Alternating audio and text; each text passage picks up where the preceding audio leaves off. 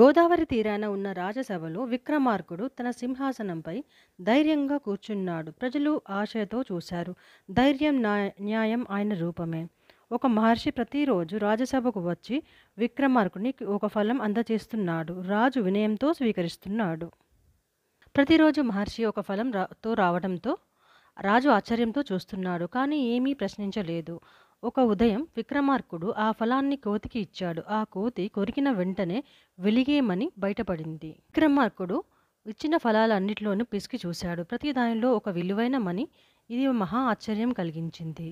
అందమైన గుండెగల విక్రమార్కుడు ఆ మణులను అన్నింటినీ పేద ప్రజలకు దానం చేశాడు. రాజు న్యాయదేవుడిగా నిలిచాడు.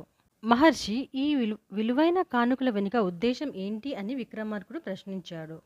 ఓ రాజా, నన్ను సమాధి చేసే ప్రదేశానికి రా. వచ్చే అమావాస్య రోజు రాత్రి బన్యన్ చెట్టు కింద ఎదురు చూస్తాను అని మహర్షి అన్నాడు. సమాధుల మధ్య బన్యన్ చెట్టుపై తలకిందులుగా వేలాడుతూ బేతాళుడు ప్రకాశిస్తూ కనిపించాడు.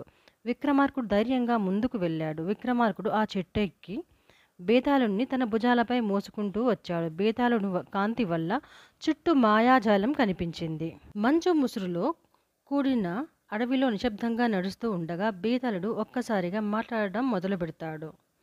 కథ మొదలవుతుంది.